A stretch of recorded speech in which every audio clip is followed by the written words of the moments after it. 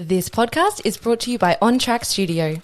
This podcast addresses various mental health challenges, including topics such as suicide, addiction, eating disorders, depression, and anxiety. These discussions may be triggering for some individuals. If you or someone you know is struggling, please seek support from a mental health professional or a trusted individual in your life. Remember, you are not alone, and help is available. Listener discretion is advised. Welcome back to Mind Your Head. In this episode, I got my good mate, Simon Kay, joining me in the studio. Now, I've been trying to get this episode done for a while now. Simon's a really interesting fella with a unique perspective on life. What I like to normally do before a episode is get a list of questions sorted or get some topics that we're going to talk about. But knowing Simon and what he's like, he encouraged us just to wing it, which really took me outside my comfort zone. How the whole conversation went, I actually really enjoyed it, and hope you guys too. Welcome, Timo, to Mind Your Head. Thank you. Appreciate Happy to be here. Yeah, appreciate you come on. Talked about it for a long time. Yeah, well, you've talked a big game for a long time. Me? Yeah. I've talked no game. Yeah. It's been a while, though, since we were trying to link this up, so I'm glad that we have. Well, since you started it, really. Yeah, 16 months ago. What were we talking about before? How we met. How we met? Do you want me to try? Yeah, you tell me, because I was trying to think before how we met. So, Brock, Radmore, you were friends with them, and I was friends with younger brothers' crew, Butchie and that. So it'd be a lot of drinking. Yeah, I remember those days. Yeah. You know what I remember? What? We were playing, this is my first memory of you. We were playing, you throw the ball into the cup, you got to drink it. Beer pong. Beer pong. Yeah. The comps. Yeah, the beer pong. And you had the trophy. Yeah, the trophy. You know, I remember you though. What? You kept going, Kobe. Oh, Kobe. can't say that anymore, dude. No, R.I.P. Like, I love Kobe. But that's what I remember from you. It's you doing Kobe every shot. And missing everything. Yeah, 100%. But I was terrible. But I was that guy. I was the clown of the room. Still. You reckon? Yeah, 100%. 100%. That's why I do what I do. Do you like it or not? Yeah. It's good, man. But it's like you were saying before about, having to sell yourself.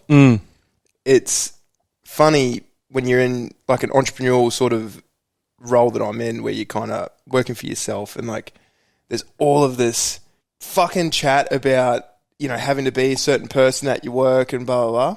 And it's like, well, who is the right person? Like, who is that? Because we're all kind of actors, right? Yeah. It's like, who do you kind of act as to be? In different situations, in front of different people. Yeah. It's like you have to like change who you are for different. Oh man, it's so hard because you're not supposed to do that. Do you feel like that? I do. Yeah. It stresses me out a bit. It's like you have to. What do you reckon you're different when you're in the barbershop? Maybe not to me, I don't think. Well, I'm different. Yeah. Do you think you are?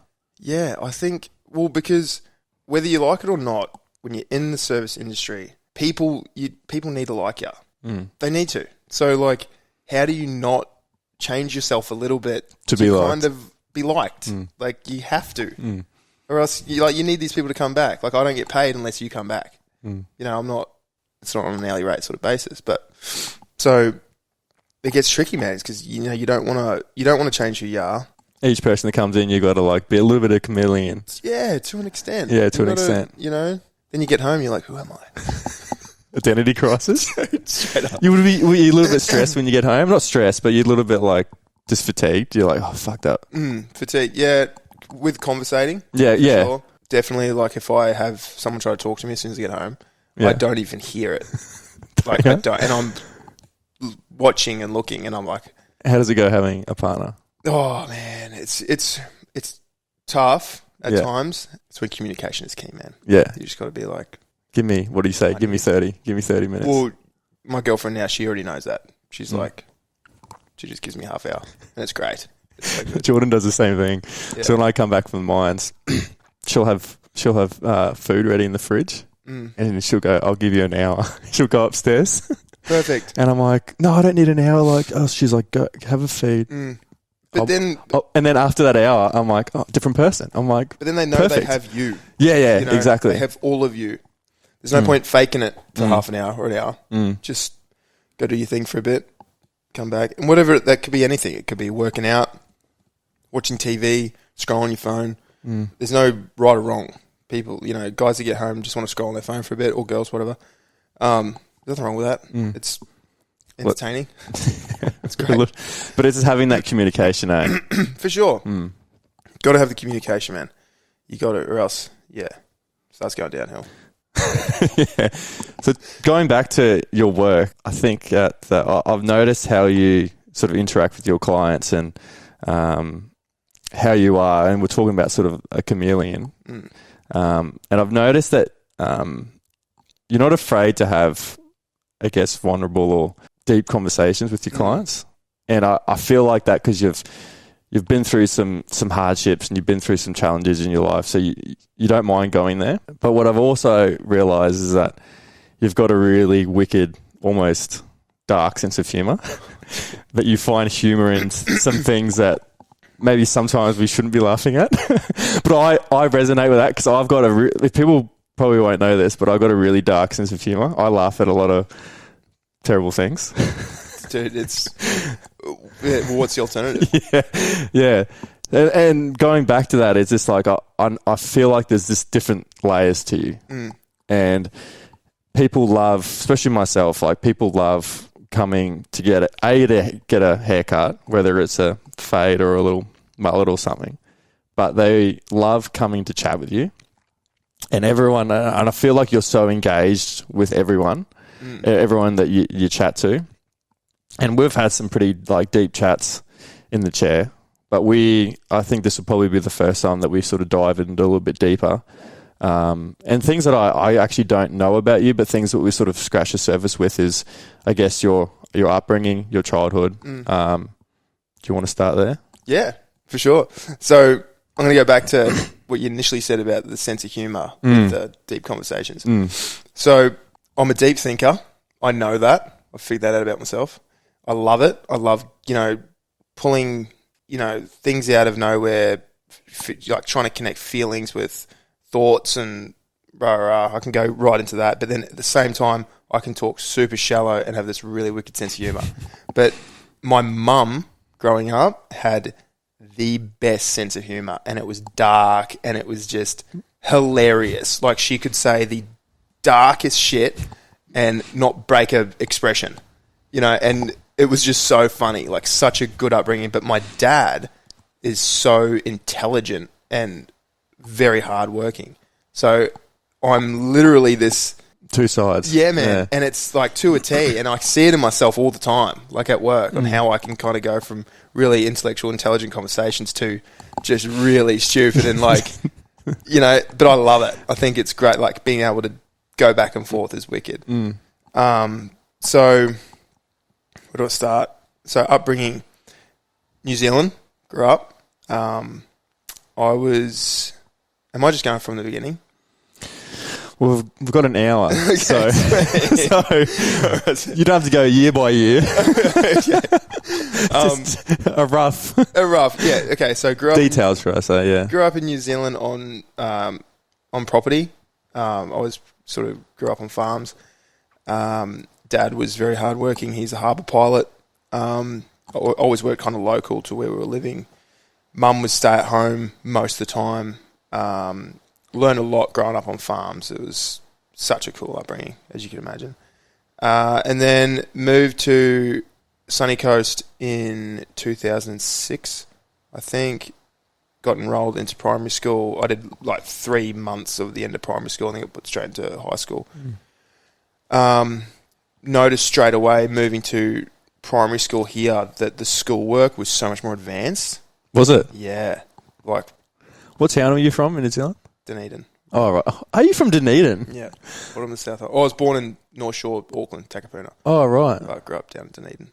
Did you know that my family from Invercargill? Have we talked about that? I think so. Yeah, okay. Yeah, because I lived in Invercargill. Oh, did you? I went to Morris Bush. I didn't know that. I've got to tell my parents that. Yes. They'll be loving it. One of us. Yeah, Morris Bush kindergarten. I was out in Invercargill.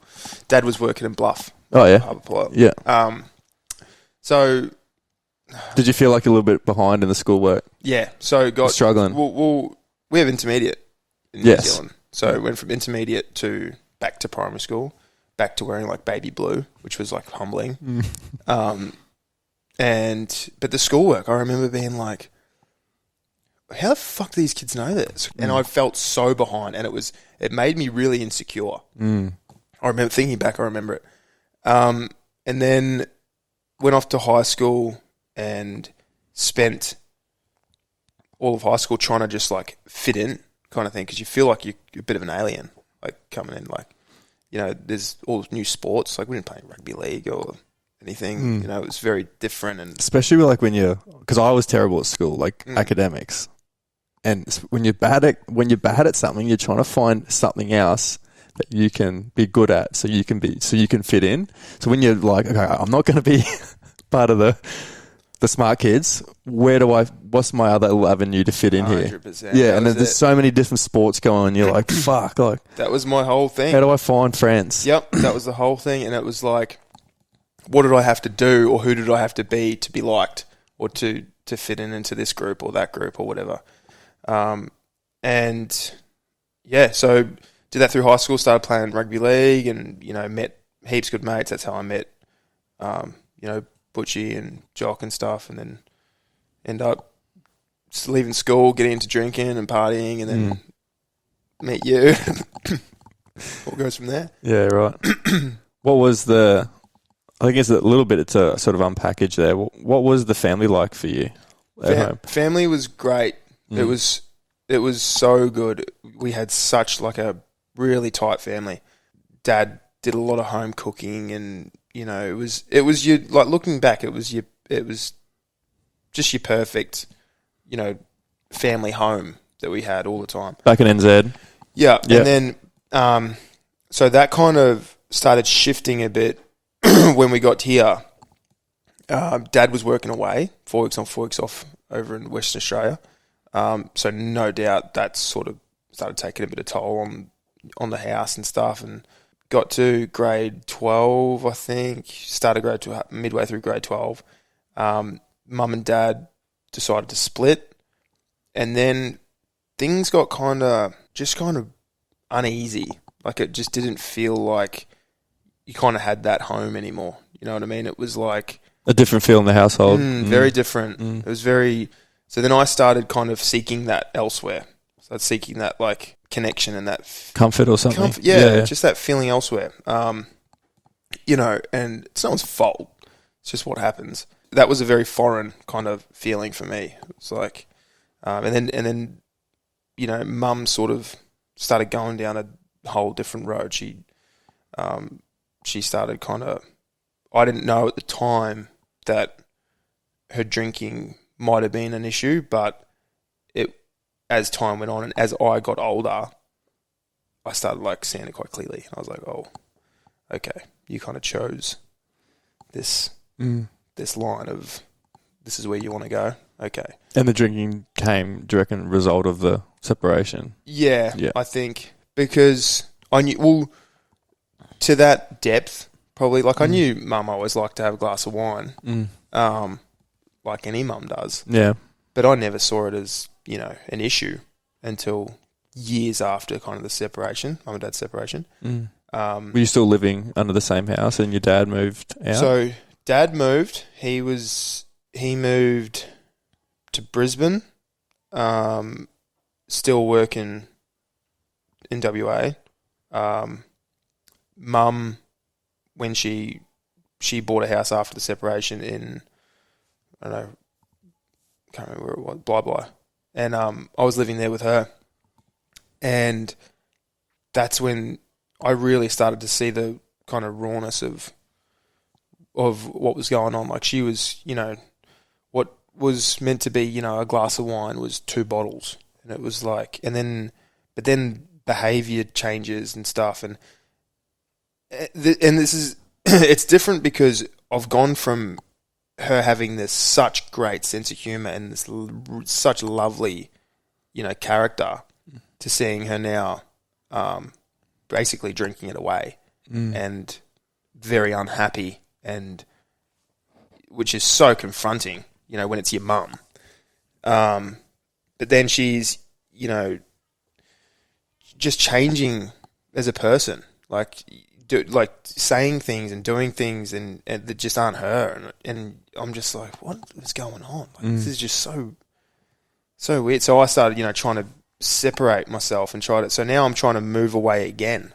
So now I'm finding friends and I'm just like connecting to friend groups, and looking back now, I don't think we went a weekend without drinking for about 5 years. You know what I mean? Just you? Yeah, like for years, man. Every weekend? Yeah, every weekend. Every weekend for years. Was that your way of? That was my way, man. And looking back, like I'm older now, I can look back. But 20 to 23, maybe 18 to 23, it was just non-stop, man. Every weekend, and I would find friends that were drinking that weekend to numb. Well, I don't know if that wasn't a conscious thought, but it was definitely more fun than sitting home with mum. Yeah. You know what I mean? Yeah. It's like it was the best distraction. You could not get a better distraction. Friends, alcohol. In the short term. Yeah, in the short term. Yeah. But for any young mind, that's an easy way to go about it, isn't it? Oh man, it's so easy, and it's such a great distraction. It's so, why wouldn't you do it? It's not until you get older where you go, yeah, that's probably not healthy. Not the best way to go about it. Definitely not. So did you ever have that conversation with your mum? Was your mum ever open to have that dialogue about what's happening with her? Well, so I've tried over the years, to reach out and have the conversations, but the problem is when people, and I'm not speaking for everyone, but a lot of the times when people get into these sort of ruts, only them can bring themselves out. Do you know what I mean? You can't, and if you are to push or even show them that there might be an issue, the defense, man, is just... Did that happen? Oh, yeah. Oh, did it? The defensiveness is like, you won't tell me what to do. You won't... It's like... Like we're against you kind of thing. It's like everything's an attack. It's like they want people that are down these roads, they want to be encouraged on their decisions, and they feel like the good decision is to drink all the time. That's what they want, encouraging conversations around that. They don't want someone telling them not to do it. Guess it's easy being the victim. Oh man, so easy. Just another reason to drink. How did that bring you and your sister closer together? Yeah, me and... How did it affect her, do you think? It affected Mel the same. Me and my sister have been able to laugh about the most of it. Laugh about it. Yeah, we have. We've been able to make jokes about it, and because it's so devastating, it's the best way. And that's like the bit of mum in me and her. We just laugh about it and just go along with our lives. We became so close. I know I have a closer relationship to my sister than most siblings. Like we, talk to each other about everything and anything. It really has brought us like really close. So definitely a benefit there. Still disappointing. Oh yeah, as you could imagine. Yeah, still disappointing. Is there a relationship at the moment with your mum? No. Between you and her, no. Nah. So I reach out maybe once or twice a year. I keep it at that, just to check in. Just, hey, making sure you're all good, and then I just kind of gauge on the reply. If you can't really understand it, what she's typing and stuff, she's obviously drinking at that time, and if it's really like attacking and has, harmful words in it, I just won't read it, and she'll just be blocked again, and then I'll wait another 6 months or... So how did you come to that decision? Because it feels like a lot of people would struggle, like setting boundaries with family members. So I didn't at the start. At the start, it was very open. The relationship was very, call me whenever you want, call me whenever you have a problem. You're my mum, I stick by you. Yeah. But someone can only take so much. Like when you get, some of the things said to me were things you should never hear from your parents or anyone. I won't go into detail about it, but things that you don't want to hear as a son. So it's like you can allow these things in time and time again if you want, but you're only hurting yourself. You have to make a choice. You're either going to almost numb yourself to hearing these things and continue the relationship, or they got to go. You got to do whatever you need to do, move away, do what you can. They just have to go.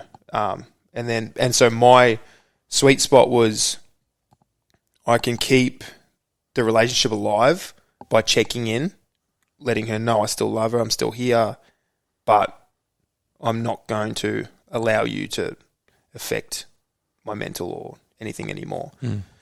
And that can be super controversial. People can say, no, you never give up on family. Never give up on family. Stay by them, forever. It's like, do you think, man? You want to do that? Go for it. But that was killing your mental health as well, wasn't it? And my sense of humour. That was the I never wanted to lose that. And I could feel that diminishing,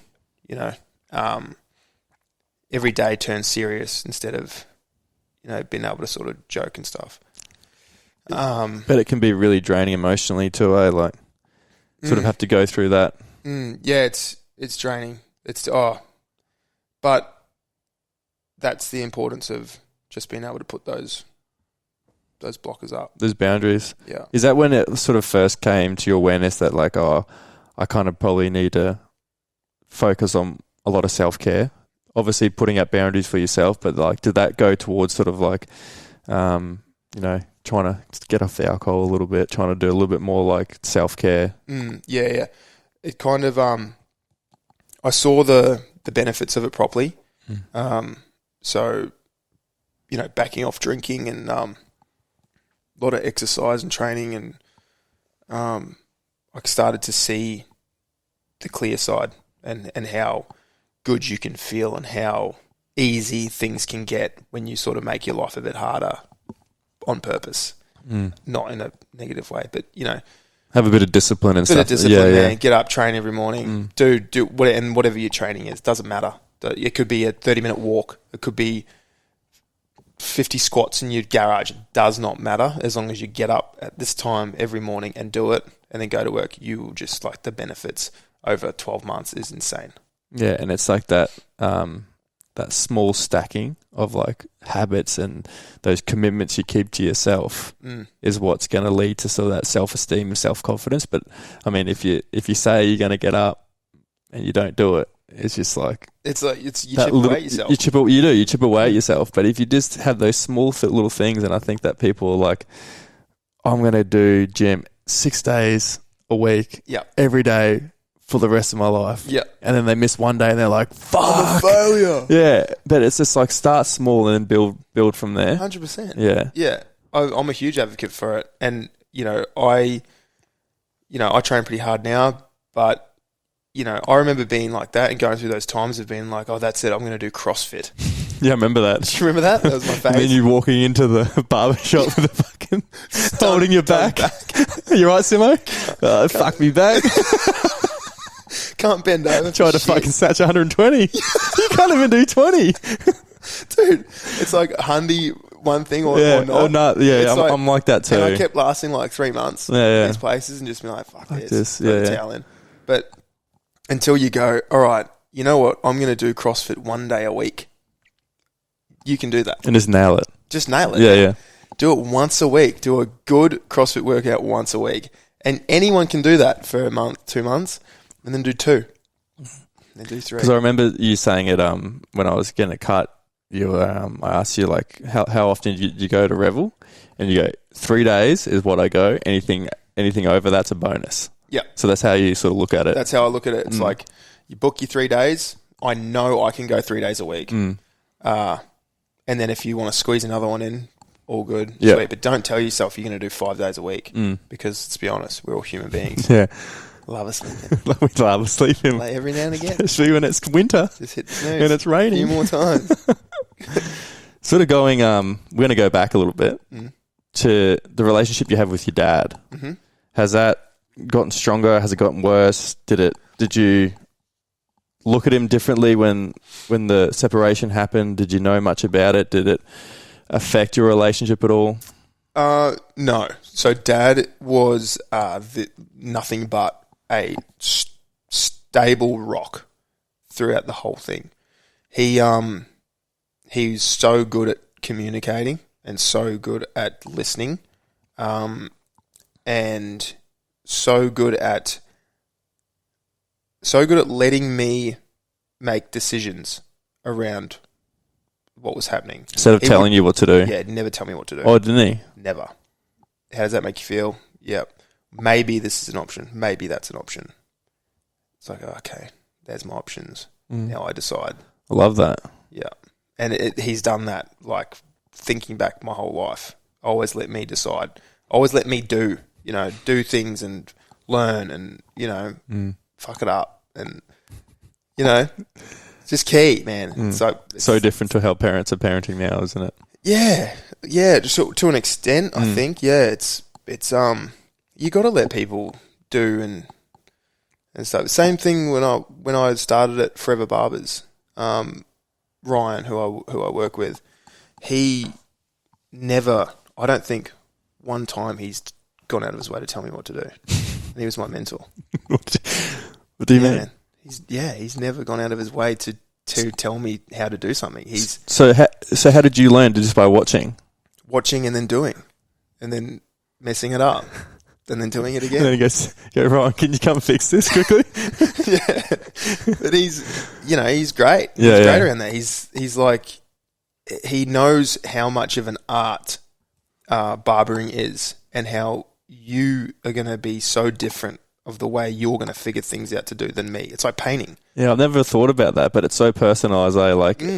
I can't tell you how to fix it because you'll fix it in a different way how I would do it. So exactly, you just do it how you think is the right way to do it. So the best, and this is very a vague thing to say, but it's the best thing you can say to someone, I think, is you know how it's supposed to look, right? So you picture it in your head. You got the picture of what they want. What you do between now and then doesn't matter, as long as that picture is the end. Yeah. Doesn't matter how you got there. Doesn't matter how you got there. Because it's art.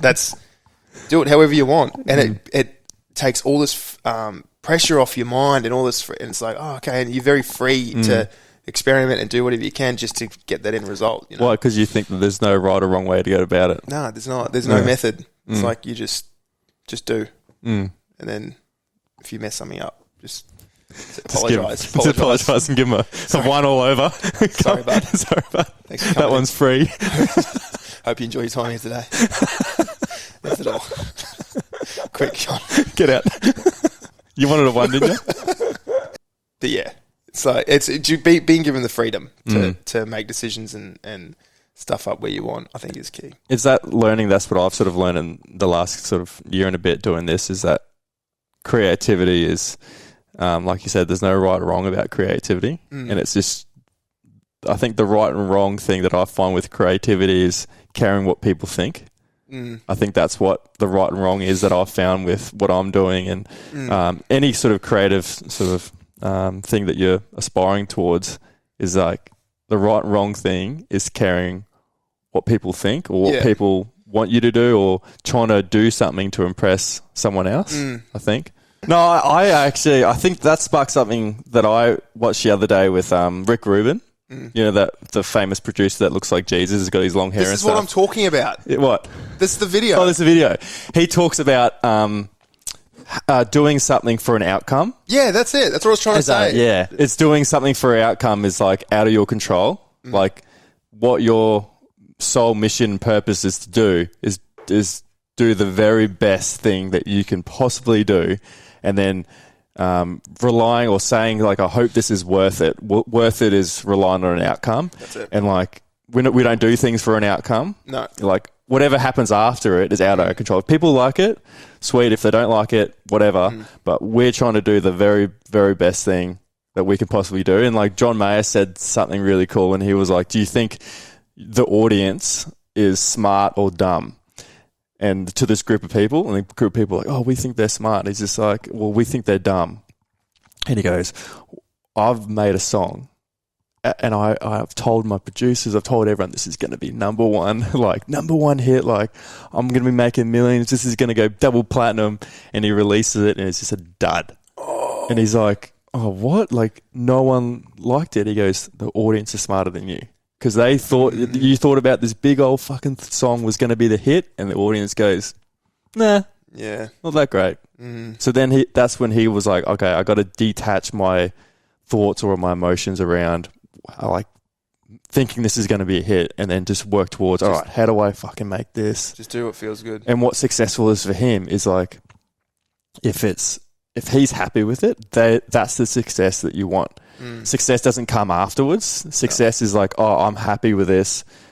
I'm happy enough to share it in front of people. And that's what I've sort of taken with the podcast, is that success for me is when I look back at it, if I review the episode, if it feels right, if it feels good, my success is I'm happy enough for other people to see it. And then whatever comes after that, if it's a hit, if it's whatever it is, that doesn't matter. No, it doesn't matter.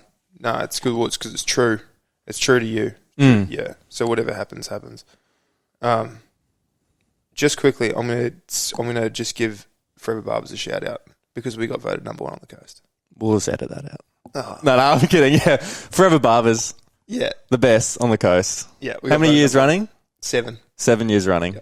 I've been there since the start. Well, a few months after it opened. I thought you were taking the piss. Is it actually 7 years running? Yeah. Oh wow. 7 years. What do you reckon sets you apart? Sets us apart. Definitely, probably we're a very tight group of boys in there. I work with really cool dudes, and every week religiously we get breakfast together, disconnected from work. Every week, every day? Every week. As in every morning? Every Friday morning, once a week. Yeah. We go to breakfast together, and we just talk about whatever, football on the weekend or... What brekkie spot we go everywhere. Oh, you go everywhere? I was going to give a shout out. We've been to everywhere on Have the you? coast, yeah. And it's actually given me a big liking for breakfast. for cafes on the coast. Because you go to, like, I've been down to, like, Coogee in Sydney and stuff, and it's fucking trash, man. Oh, it's not good down there? It's trash. I thought the cafe scene down there would be all right.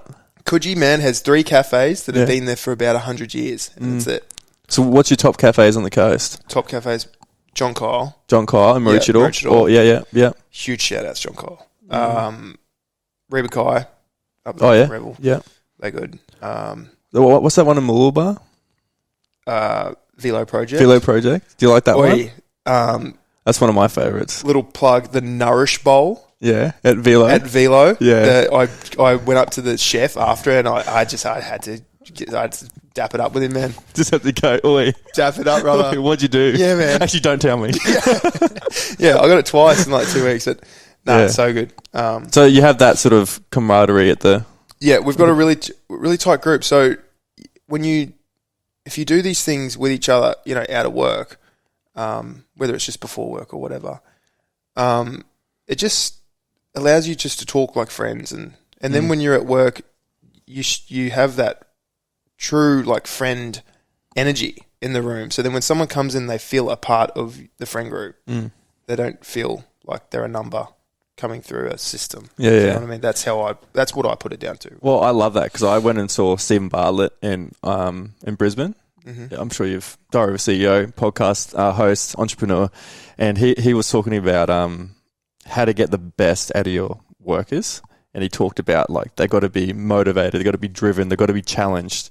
If work becomes boring and mundane, people sort of like the performance sort of starts going down. So they want to be working towards something and feeling a part of something bigger and being challenged at work. And one of the other things he says is what you've got to work with people you actually like. Because if you could have all these other things, you could feel motivated and challenged and working towards something. But if you're working with assholes, it's going to kill the whole thing. Yeah. And that's what sort of I feel with you guys is that.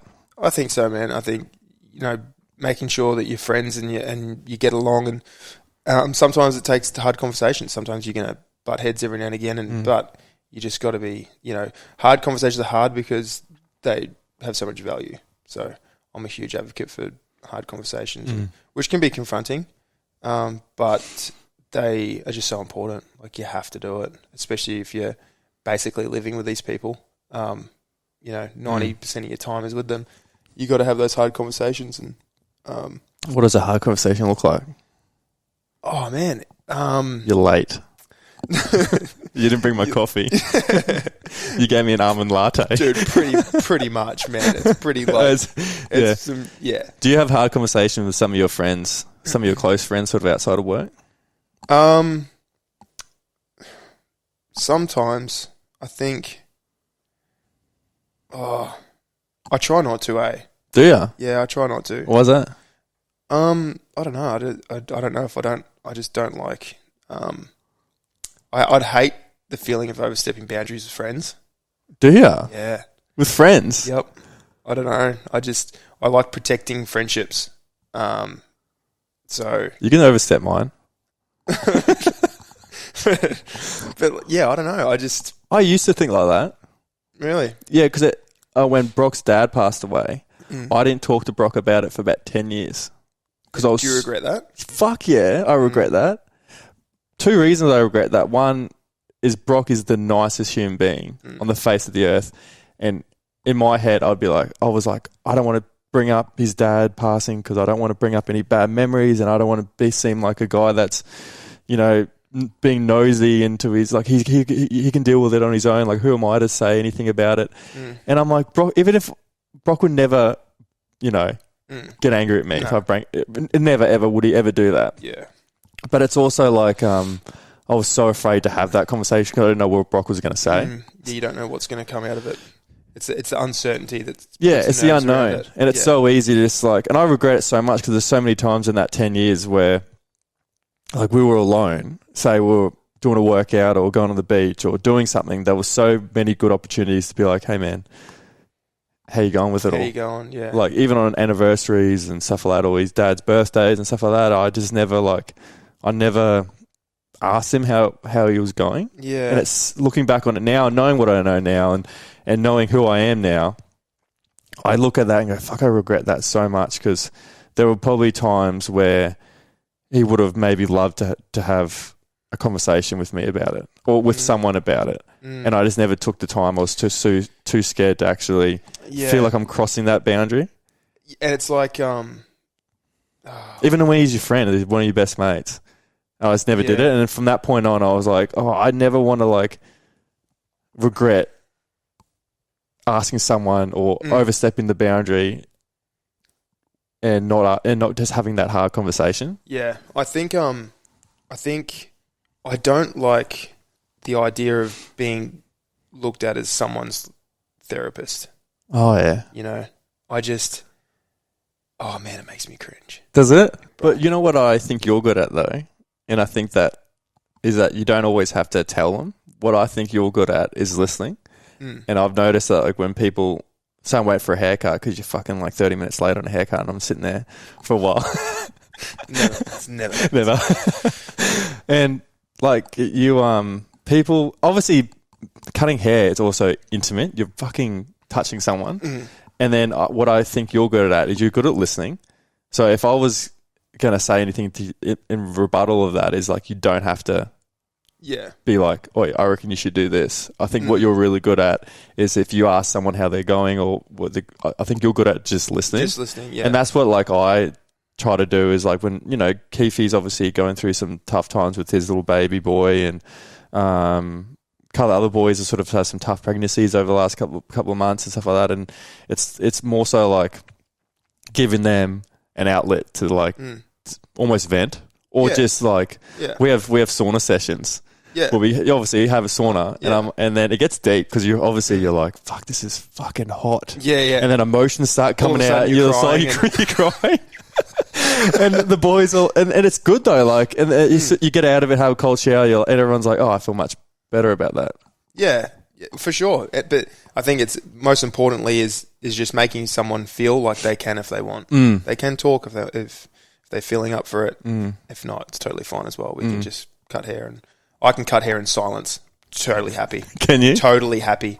And it's a lot about gauging people, you know. They come in and sit down and you can tell. You can tell if they want to chat or you read their body language you just a bit, like, you know? can you just shut the fuck up and cut my hair? Sometimes. Oh, really? Yeah, and it's very subtle things, but I'll ask about, you know, what their interests are and stuff, and if they don't reply with other questions, that's an indicator for me that they're happy just sitting in silence, which is totally cool. I'm happy to do that. Oh, right. Yeah. So you don't find that awkward or anything like that? You're comfortable and silence with other people? Yep. I can go in my own head and figure out my own things, and I can think about my own stuff while I'm doing the job. Like it's all good. Yeah. Yeah. And I have clients like that. I have clients that come in that just they're silent and they've been with me for years. So and they just sit there for 30 minutes and quiet. Just say, "G'day, how you going?" Yeah, not bad. And then I've got some of my clients are great, man. They'll just be like, "Man, I have nothing to talk about. Just cut my hair." I'm like, "Copy that." Really? Copy that, brother. Straight in. You would meet so many cool people doing that job, though. Is there anyone that sort of stands out? You don't have to mention their name, but is anyone that sort of stands out that you've cut hair, or sort of lessons you've learned, or things you've taken away from certain people that really stand out? There's a client of mine. He probably won't see this, but his name's Greg. Super informational. This guy, he's a scientist, and he every haircut, like, he loves to talk. He just, if I ever started a podcast, he'd be the first guest. Like, you could just, I don't know, man. You'd have to like tape his mouth shut at some point just to talk. Just go. Yeah. But he's so informational. His wife's a physician. The things he's been through in his life, he lost his late wife, so he's been in love, married, and lost her to death, and then been married again, and then now he's still happy, and vibrant, and just those experiences, man. And then to just be holding yourself together so well, and be so like optimistic about life. Yeah. You know, it's really great to see. Like, people like that give me a lot of energy. I really like it. But I'm a big fan of the old people. You know, the oldies, the seniors. The oldies, the seniors, the pensioners. Cheap haircut, but good chat, man. Not much hair to cut. You're not getting many fades, are you? No way, man. Okay. No way. They're not about the fade life. But, you know, just really cool chats. Chats about, you know, where they grew up, and, you know, houses were $8,000, and, you know, it's just funny. It's it's so cool seeing the difference, especially their perspective, and like going through that whole thing and just thinking like all this technology now, and like fucking houses prices. They'll just be like, what the fuck's going on? No, it's out of control. You know, they're really cool people to talk to. Yeah. But yeah, I don't know. I love everyone, man. I can always connect with everyone. I'm pretty good at that. But yeah.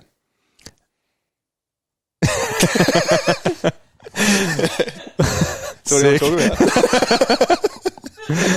about? What I do want to talk about is how you've gone from like your sort of wicked, funny sense of humor. You're doing all these TikTok videos, which I fucking love. Yeah. Love them. But you're sort of gone away from them? Yeah. Is it been an identity crisis? Has it been you thinking you're not funny anymore? Has it been a creative sort of process for you? Like, why have you... Because you used to do a lot of them, and I love them. Yeah, I think TikTok's a weird app. It's a funny app. So what started was mucking around. It honestly, like, making my little shorts and my little, like, you know, acting videos and stuff was all a method of me trying to get out of my... I really wanted to pull a lot of confidence out of me. I was very insecure and oh, were you? Yeah, around that time I was really insecure and I didn't think I was a confident person. I wanted to be that. I really wanted to be an outgoing, confident person to come do things like this. I'd never do this back then. Wouldn't you? No, man. Oh, right. No way. Yeah, I sort of, and I knew that this was a way that I could have fun, and then you're posting it to the masses, and that is super confronting. It's vulnerable, isn't it? Very vulnerable. Yeah. Very vulnerable. So I started doing that and dripping that, and then starting to get like some pretty funny reactions from people, and then that made me feel good, and that was like, you know, it was almost like... were you seeking that, like, external validation kind of thing? It was like validating me. It was like almost like a drug, isn't it? Yeah. But it's toxic. You shouldn't... Toxic, man. Yeah, toxic. Yeah. And I learnt this over the years. So then I started mucking around at work. So I started, like, It was funny, dude. It was so funny. I posted the video and it just went boom. I had people at work.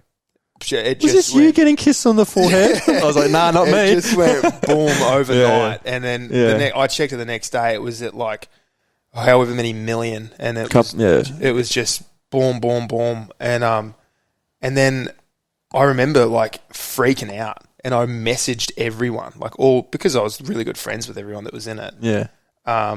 This wasn't happening with like walk-ins and stuff.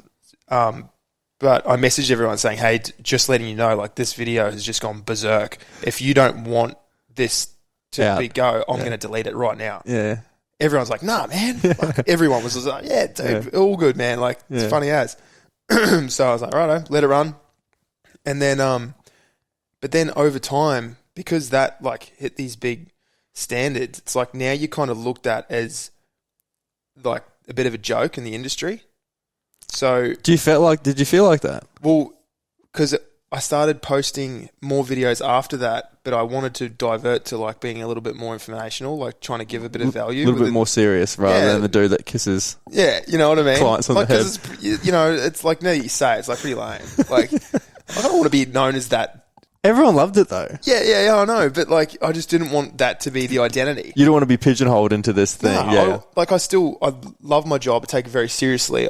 I know that I can add more value than just doing silly little videos with clients. Yeah, right. So I started going down this line of like, okay, well, I'm going to make some videos around like, a bit more educational stuff. And I was putting so much effort. Like I was talking to Andy every day, who's blowing up on Instagram. Also, Andy Cooks, shout out. Andy Cooks. Have you noticed what I've been doing on these videos? Have you heard of poutine, the Canadian? Yeah. Hey, you're trying to get him to make poutine. Yeah. So every day I write on there, day one of commenting on every post until Andy makes poutine. So good, man. I've done it for 5 days. Really? Yeah. You're probably pissed off about it. Yeah. But I was talking to Andy, and he's like, giving me all these tips and that. He's been really helpful. But I wasn't getting the views, and I was putting a lot of work and effort into trying to be more educational, and I just was not getting the engagement. And then that made me feel like almost it like started hit my insecurities. So I've been like, oh, maybe you're not that good. Like self-worth kind of thing, yeah.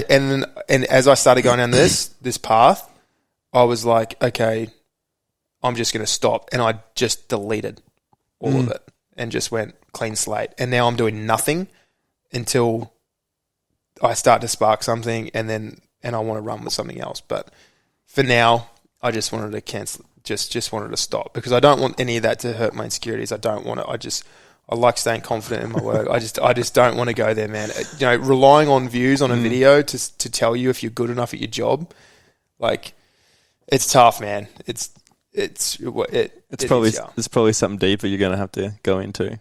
You can't I mean, you can't avoid it, but you can definitely not look at it. Like I don't want to know when Sophie, like how many people watch it or when she sends me stuff. Like I'm like, yeah. Like, I don't want to know. I don't want to know. Yeah. I don't want to know because whether it's heaps or not heaps, I don't want it to affect what I'm trying to do. But the thing is, in the same breath, when you get your replies and your reactions and you check the comments, only at that point can you divert your content to give people what they want.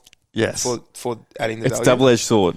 Right. And I wanted to ask Andy this question too, because like you're not doing it for the views, but let's be real, Andy, the views are paying the bills.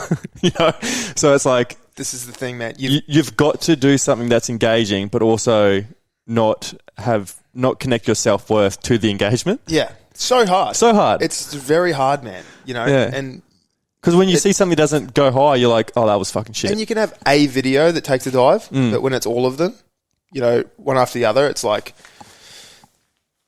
so what am I doing here? When are you flogging a dead horse? Like, you need to change up. You need to change your content, change what you're doing, and then start getting engagement again. Because, when you're building your own brand, like your self-brand, it's like you have to. You've got to kind of follow the market. Yeah. Semi-follow the market. Yeah. Okay, I'm getting a bit of engagement here. Okay, cool. So do a little bit more here and then see what happens. And then it's because I've really struggled with that because I hate having to feel like I'm selling myself or selling the podcast or anything like that. And I remember like telling to Sophie when I first started is like I didn't want anything to be about me. Like I want everything to be about the guest. Everything about the guest. But she was like, this is about you though. Like people are going to love it more if they know more about you. Yeah. But I still feel so comfortable. Like, nah. Hey, I'm Elliot. Come watch my head. You know, I'm like, oh, I don't want to sell myself. It's but I guess we're all selling ourselves, aren't we? Look, man. End of the day, it's hard work on your mental. Might not be physical, but it's hard work. And the reason Andy is so good at what he's doing is he is like not to, piss in this dude's pocket, but pissing it. But I'm pissing in it, man. Take a dump in it. I'm filling that. I'm filling this fucking pocket right now. I'm hands down, man. He is one of the hardest working people that I've ever met in my life. Yeah, yeah. The fact that this dude lives in his workshop. Yeah, yeah. And around the clock, man, this dude is working. And then when he's not working, me and him will be training at Revel, and he is by far flogging everyone in that gym. Is he? He doesn't look like it, but he is no shit, man. Never in my life have I seen someone fly off a fucking rowing machine in a workout. Did he? He flew off the rowing. He was going that hard on this rowing machine, bro. I swear. He's going that hard. They need a bit of grip on those fucking. I've never seen a human being 50-50 grind a fucking pole on his ass. On his ass, mate.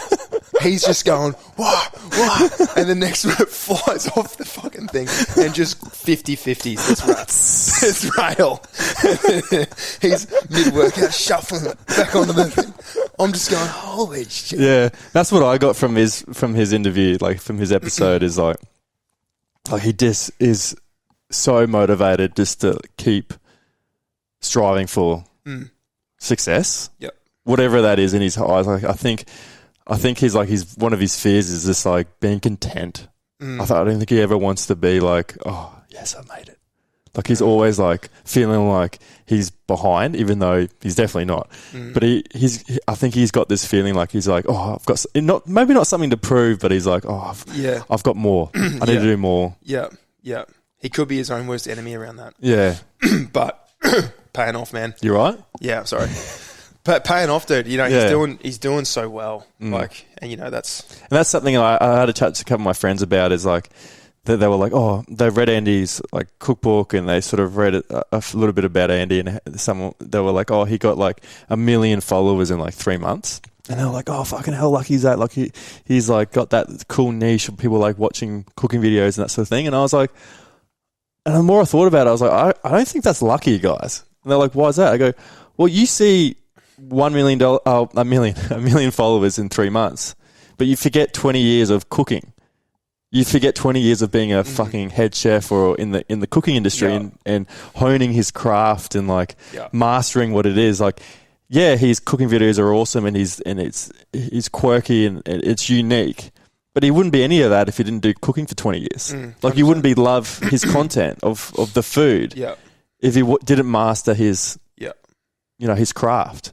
So instead of looking at like, he got lucky, I don't think he wouldn't get lucky. Funny how the harder he works, the luckier he gets. Well, yeah. You know what I mean? Yeah. You look at it that way. Yeah, exactly. And that's like for anything. But, So are you going to get back into it? Yeah, I'm going to get back into it at some point. I've got some things that I'm working on at the moment. I've got some things that I'm thinking about. Yeah. Thoroughly. But it's going to be definitely, it's not going to, I'm going to disconnect with work. I'm not going to have it. I'm going to keep my work separate. But I'd love to go more down like an entertainment kind of route. But yeah, just kind of challenge those insecurities even more. Pretty much. Yeah. I really enjoy it. I love making content. I have done since I was, for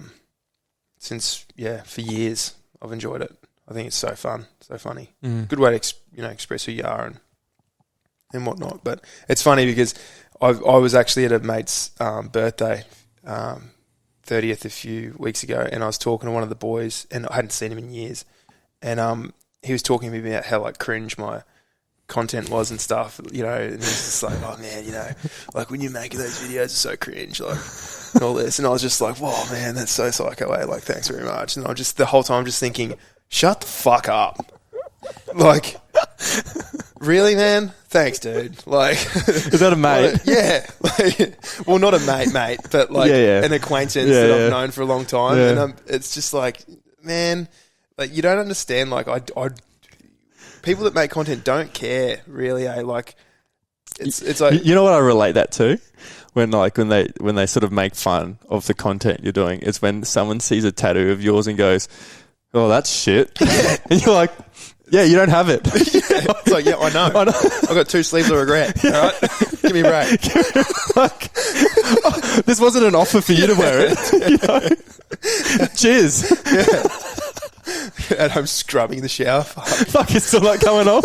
I got 2 sleeves of regret. I'm such a loser. Thanks, man. Literally, man.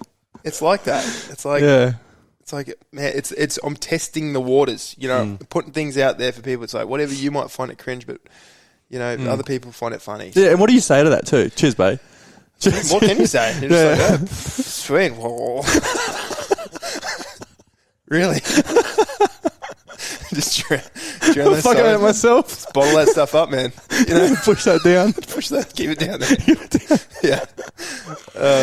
I like to say that adds fuel to the fire, but doesn't. It fucking doesn't. It rattles me. No, I just went and cried by myself for a bit, then went back to the party. Fuck. But no, it's like that, man. But you know, you just put stuff out there and see what people think, and yeah, go from there and try and ignore those comments. I remember you saying to me at the you were cutting my hair about. We talked a little bit about toxic masculinity. Mm-hmm.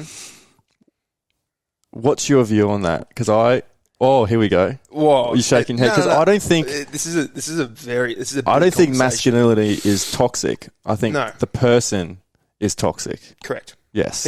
People, male or female. Male or female. Because we don't talk about toxic femininity. We don't, because how dare we? How dare we? How dare you? But I've seen some. Mate. Yeah.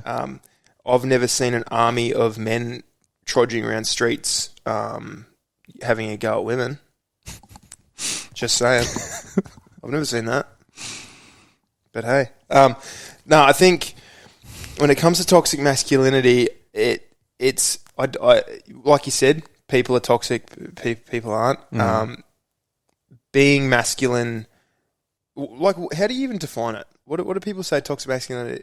Like, what's an example? It's like Andrew Tate. Andrew Tate is what a lot of women and a lot of men will consider toxic masculinity, where how he degrades women and he's sexist and he's either homophobic or he's misogynistic and this might be. I don't know if Sophie's going to like me saying this, but Jordan hated me saying this. I don't agree with Andrew Tate, but there are some bits of what he says that is true. Yes. Yes. For sure. Not but all of it.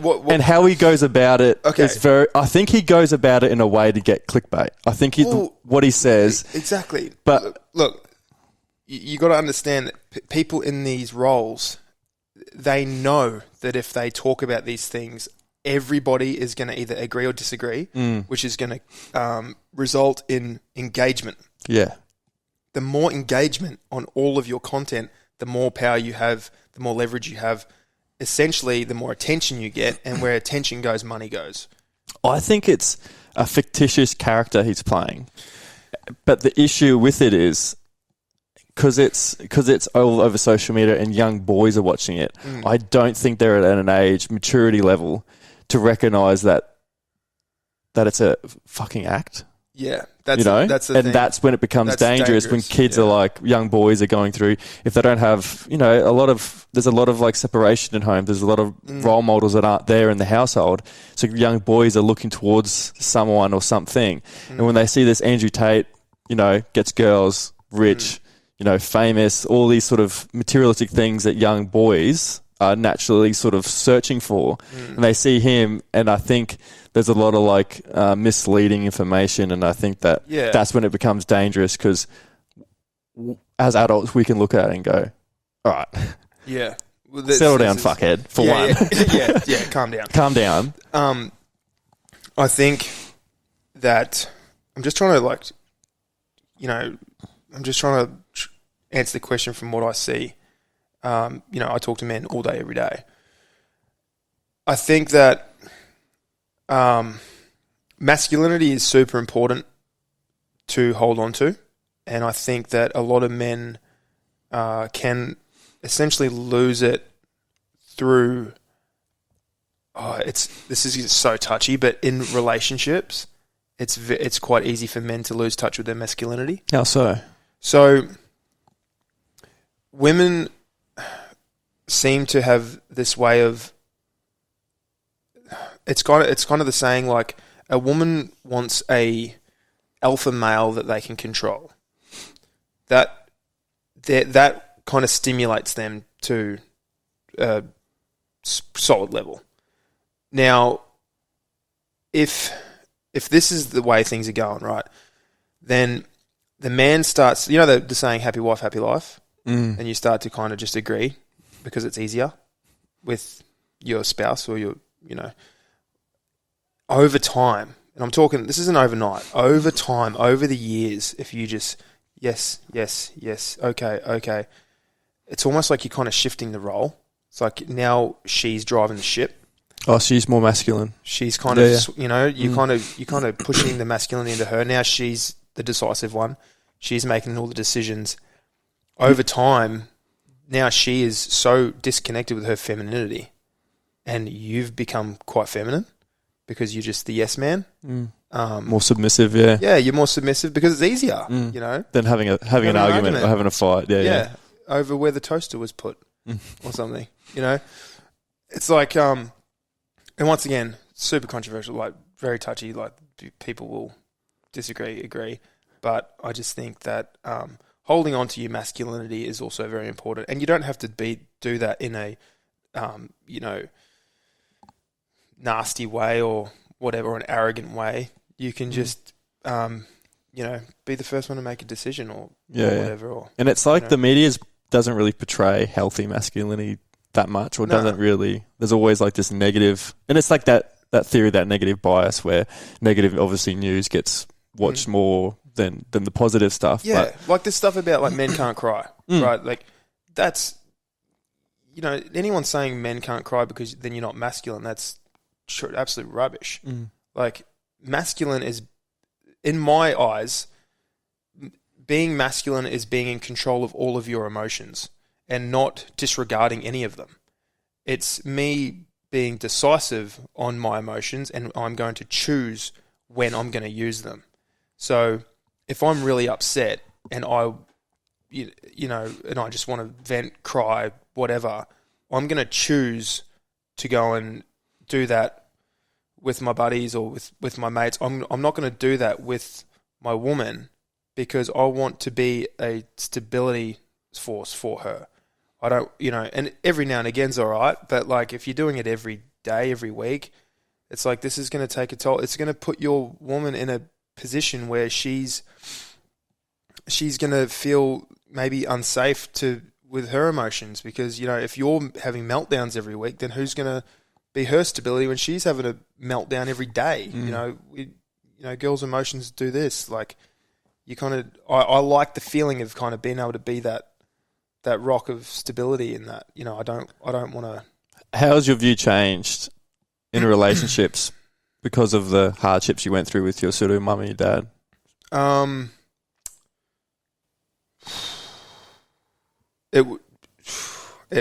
that's a big question. At the start, it was. It took me a lot because I didn't want to get into. I didn't want to get married or anything. Like it really turned me away from. Really? Yeah, getting married, having a family and stuff. Like was. Like I was in the back of my mind. Like I was kind of like, nah, man. Like I can't do that. Like just after seeing kind of what can go wrong. But now I'm in such a better light. Like what happened with your parents doesn't have to be your thing. You're very much on your own journey, on your own life, and I think, you just got to trust your decisions. Around that toxic masculinity sort of subject and being masculine, what advice would you give young boys going through that puberty stage, leaving school, you're seeing a lot of stuff on the media now. It's very tempting. There's a lot of distractions. May not have, role models in their life. Mm-hmm. What's some advice you can pass on to the young boys? The best, safest advice would be work harder on yourself than anything else. Be honest. Find a good friend group and stick by mates. Don't you make good choices. Don't kind of follow the crowd just because. Surround yourself with good people, and it's your best bet. What are your 3 non-negotiables for living a healthy and full life? 3 non-negotiables: training, exercise, diet, and routine. You're a big routine man. Routine. Routine is the key. Find yourself a morning routine and stick to it, and your life will seriously progress. What's the best piece of advice you've ever received? Do what makes you feel good. It can be super controversial. I know. But let me explain. It's like do what you feel aligned with. So don't do things because your friends are doing them or your parents have suggested these things. Like, truly get a connection with yourself and really think about what it is that you want to do. And then when you feel aligned with what you're doing, just stay on that path, I think. I like that. If you could go back to a time in your life, where would you go and why? Jeez, man, I don't know. You got me stumped on this one. Do I have the mentality I have now? Or am I that kid again? That's a good rebuttal question. Yeah. Because if I had you don't have what you know now. You can just go back to a time and just live it again, or at a simpler time, or at a happy time, or a time that you would just that you remember. Like, my time is going to Stradbroke Island. We used to go camping trips when I was 12, 13, 14, and it was like not a care in the fucking world. Like, go camping for 2 weeks over Christmas, New Year's. Dad would drive back. Dad would pick up the tent. Like, I wouldn't have to do a single thing. And it was like, I remember like the smell of firewood. Every time I smell firewood, I'm like, I remember those times I was going camping and stuff like that. And the family and all the cousins would come over from New Zealand, and it would just be like 30 of us. Like Rammel's family. Like, I remember those times. I'm just like, every day you'd wake up and you'd be like, all right, what are we doing today? I think if I could go back to a time, it was one of my earliest memories. I was probably, Dad had me into hunting before I could walk.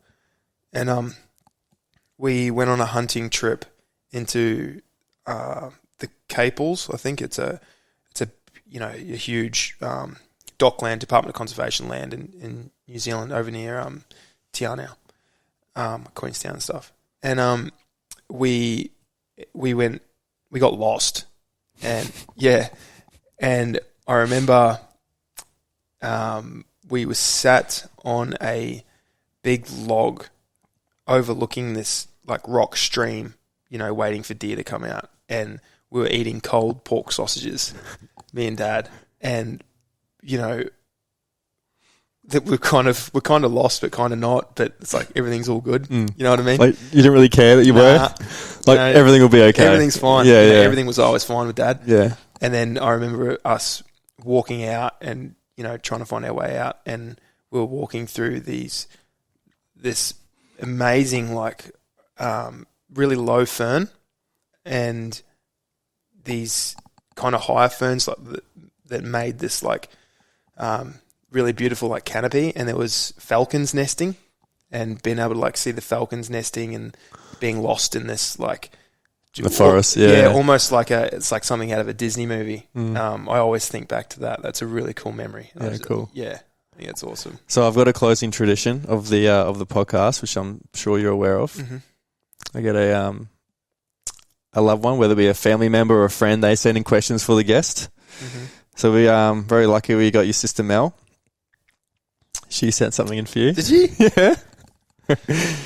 Her question is, do you think the absence of our mother has had a positive or negative impact on your adult life?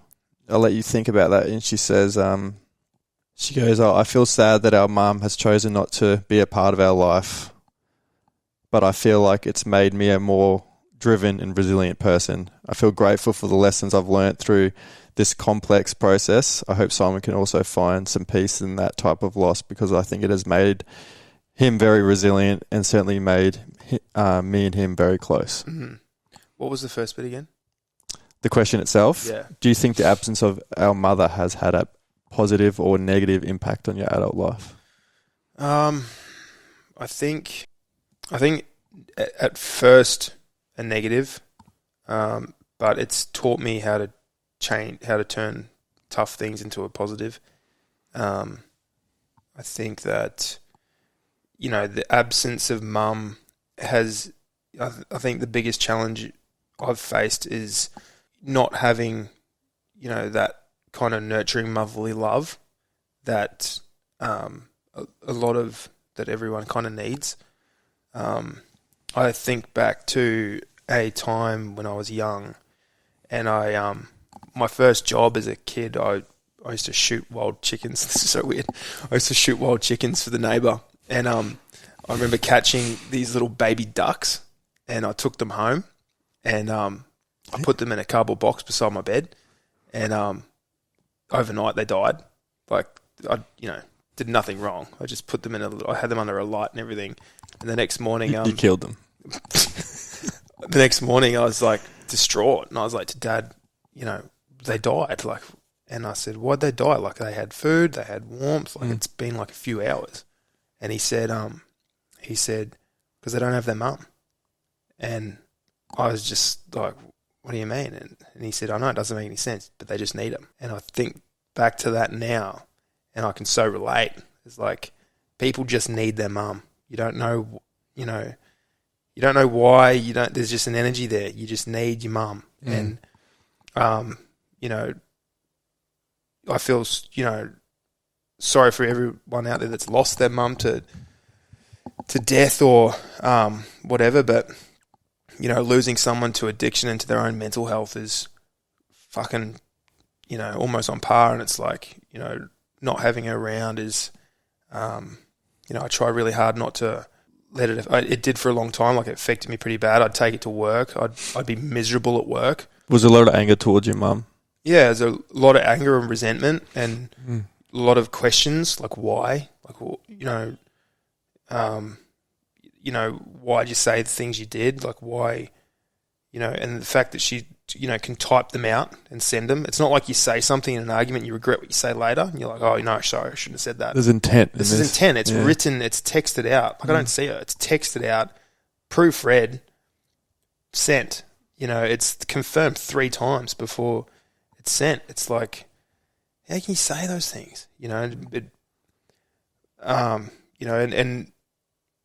the biggest regret I have is letting it affect me and taking it to work. I remember there was times over the years at work where I look back and I was so miserable, and it was pushed onto clients. It was in the room. You could feel it. Makes me feel very guilty that, other guys had to sort of be around me, when I was like that. But, on the other side of that, I think over time I've learnt so much more around how to deal with these things and how to not let them affect you, how to disconnect from these things from work. Super important. You can still show up in business even though you have bad things going on. Yeah, shit going on. You can do that. Don't think you can't. You can teach yourself those things. So to answer the question, I think it's benefited me in a lot of ways because it's made me so aware of myself and how I cope and taught me coping mechanisms and things at a young age instead of having to learn these later on in life. So sweet. Unreal. Thanks, Timo. Cheers. I want to say though, proud of you. Oh, are you? Yeah, I'm proud of you because Thanks, we spoke mate. about you doing this for so long, and we did, didn't we? Yeah, and you were so on and off about even doing it, you doubted yourself a lot. But yeah, I think before I went and just saw Sophie about it, you were like oh, I got an idea. Oh yeah, tell me your idea. Yeah, tell me your idea. And so yeah, it's. I think those like commitments you make to yourself that we were talking about. Like, I was so in a habit of saying things and not mean, like saying things and not doing them, or saying things that I don't mean. And I was like, I don't want to be that fucking person anymore. Like, I've always been that person growing up that I would always say something and not follow through. And it fucking got to me. It really did. Yeah. And then, like we said, make those small commitments to yourself. Like, if you say you're going to do something, just do it. If it's just the smallest thing, just like stack up that self-confidence, and that will obviously lead to other things. And even like, this is the scariest thing, but something about like, I've learned about fear is just like, and something I learned from Jono's episode is like, just walk towards fear. Yeah. Like where he said, like, yeah, you'll learn something. Yeah, you always learn something. Whatever it is, you'll learn something. Yeah, so I appreciate that. All good. All right, let's get out of here. My man. My man.